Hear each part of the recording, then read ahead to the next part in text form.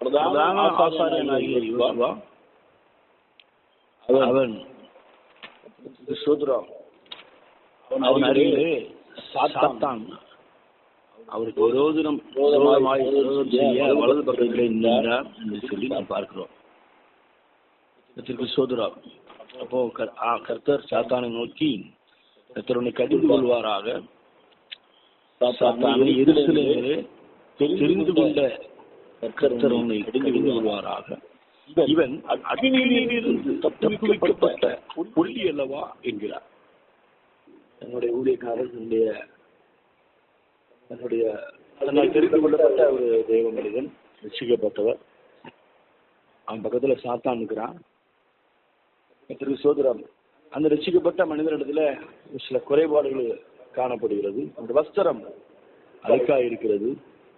அதில் பரிசுத்த ஜீவியத்துல குறைவா அவன் காணப்படுகிறான். ஆனாலும் ஆண்டவர் அவனை சொல்லக்கூடிய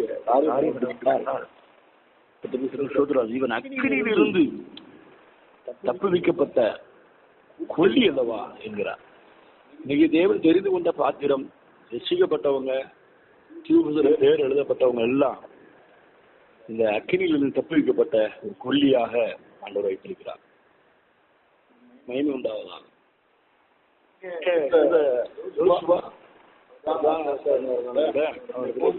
ஒரு பரிசுத்தம் காணப்படவில்லை. அப்போ அந்த வஸ்திரத்தை ஆண்டவர் அவனை விட்டு கலைந்து போட சொல்லுகிறார். இருக்கிற அழுக்கு வஸ்திரங்களை கலைந்து போடுங்கள் என்கிறார். அழுக்கு வஸ்திரம் பரிசுத்த குறைச்சலை குறிக்கிறது. பிரதான ஆசாரியன் தான், தேவனால் தெரிந்து கொள்ளப்பட்ட பாத்திரம் தான். ஒரு பரிசுத்த குறைச்சல், அழுக்கு வஸ்திரம். பிள்ளைகளுக்கு சொல்கிற வார்த்தை, மகளே தெரிந்து கொள்ளப்பட்ட பாத்திரம், நான் கீர்த்தி புகழ்ச்சியும் மகிமையுமாய் சிறந்திருக்க செய்வேன். ஆனாலும் அழுக்கு வஸ்திரங்களை என்னை விட்டு கலைந்து போடு என்று ஆண்டவர் சொல்கிறார். சோதரம் அந்த சில அழுக்கான சோதரம் காரியங்கள், அசட்டையாய் விடப்பட்ட காரியங்கள் இருக்கும் என்று சொன்னால் காரியங்கள் நீங்கி போக வேண்டியதும் அவசியம். அவனை நோக்கி பார், நான் அந்த அக்கிரமங்களை உன்னிடந்து நீங்க செய்து உனக்கு சிறந்த வஸ்திரங்களை கற்பித்தேன் என்றார். அக்கிரமங்கள் நீங்கும் போது ஒரு சிறந்த ஒரு வஸ்திரம் உண்டாகும்.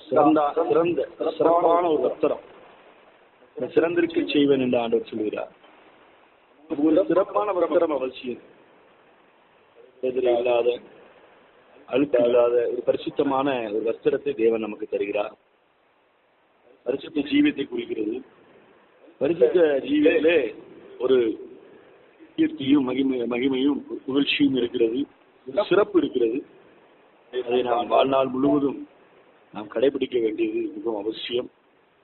அவர் கீழிலிருந்து தப்புவிக்கப்பட்ட கொல்லி அல்லவா என்று அவர் சொல்கிறார். அந்த பரிசுத்த நாமத்திற்கு மகிமை உண்டாவதாக. ஸ்தோத்திரம்.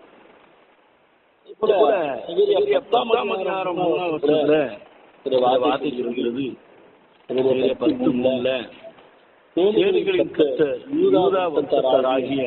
தம்முடைய மந்தையை அவர்கள் யுத்தத்திலே சிறந்த குதிரையாக நிறுத்துவார்.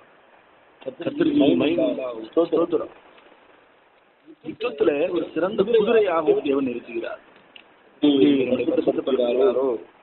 அதே போல நம்மை ஒரு சிறந்த குதிரையாக யுத்தத்தில் ஒரு யுத்தம் நடக்கிறது. உலகத்தில் நாம ஜீவிக்கிற நாட்களில நான் தேவன் சார்பிலே நாம் யுத்த களத்தில் நிற்கிற ஒரு யுத்த குதிரைகளாக இருக்கிறோம். பாவத்திற்கும் உலகத்திற்கும் சாத்தானுக்கும் எதிராக யுத்தம் நடக்கிறது.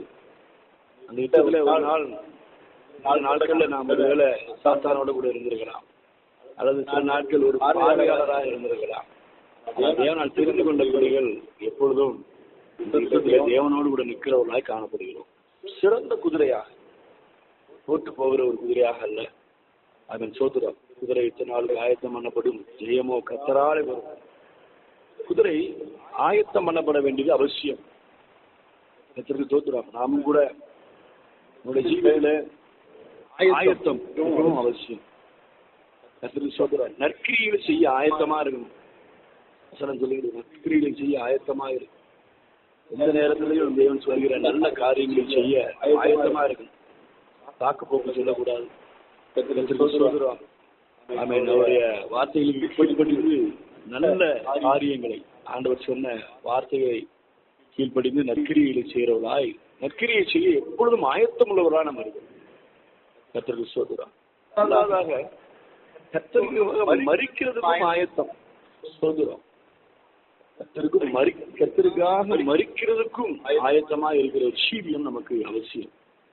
கர்த்தர் சோதரன் ஜீவனை கொடுக்கத்தக்கதான ஒரு அன்பு, அந்த அன்பு நமக்கு அவசியம்.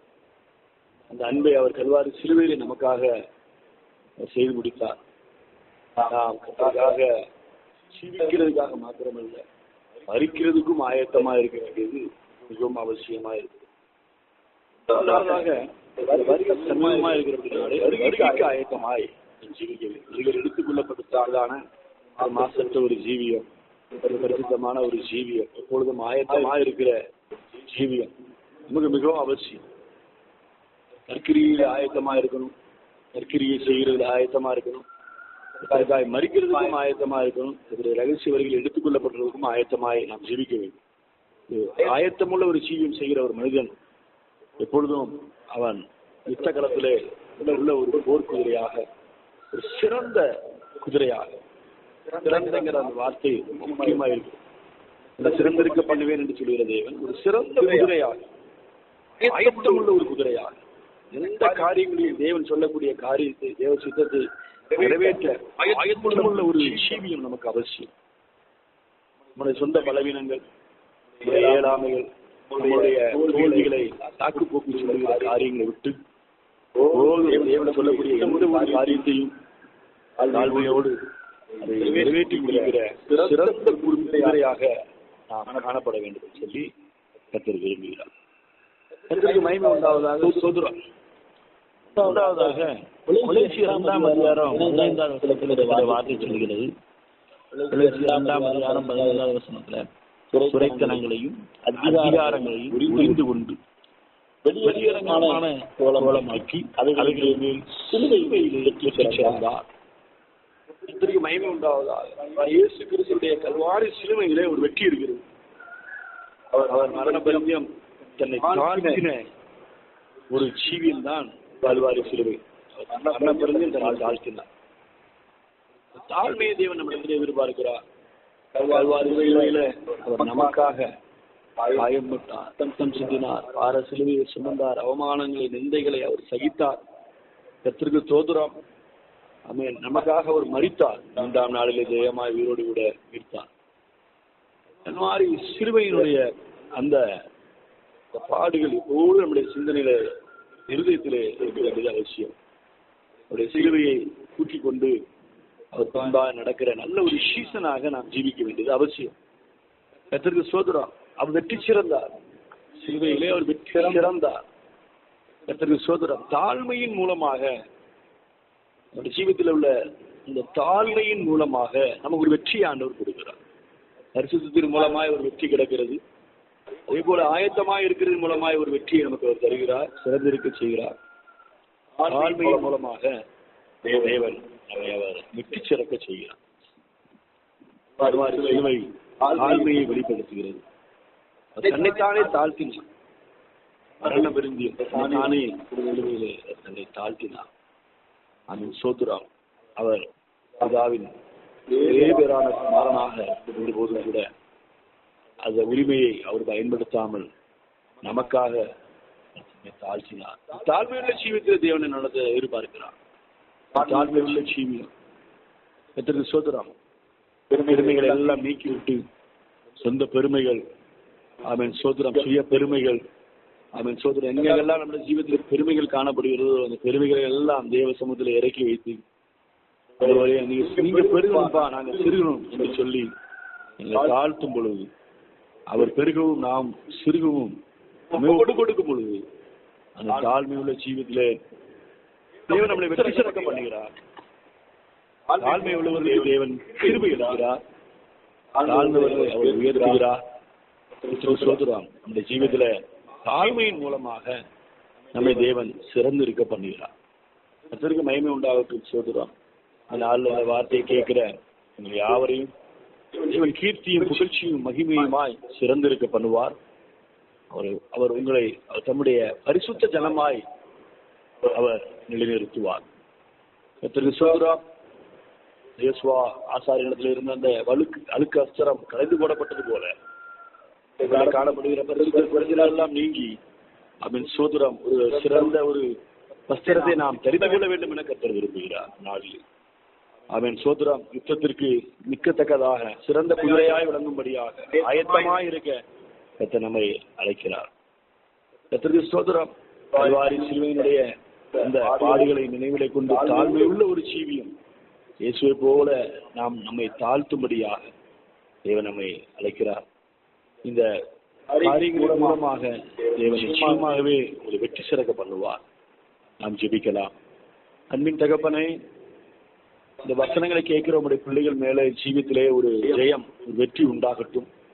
வியாதினாலே ஏற்படுகிற தோல்விகள், கடன் பிரச்சனைகள், சத்துருக்கள், நெருக்கங்கள், பாடுகள், அவமானங்கள், நிகழ்ச்சிகள் மத்தியிலே இவர்களுக்கு ஒரு ஜெயம் உண்டாவதாக. கீர்த்தியும் புகழ்ச்சியும் மகிமையுமாய் சிறந்திருக்க செய்வீராக. பரிசுத்த ஜனமாய் நிலைநிறுத்துவீராக. வியாதிகள் குணமாகட்டும், கட்டுகள் அறுக்கப்படட்டும், அடிமைத்தனங்கள் மாறட்டும், பாவத்தின் கிளிகள் எல்லாம் நீங்கட்டும், பரிசுத்தமாகட்டும், ஆயத்தமாகட்டும். சோதரம் இந்த வசனத்தை கேட்க எல்லா சிறப்பிலும் ஆசீர்வாதங்கள் தந்து இயேசு கிறிஸ்துவின் நாமத்தில் ஜெபிக்கிறேன் பரிசுத்தமுள்ள பரமபிதாவே. ஆமென். ஆமென். ஆமென்.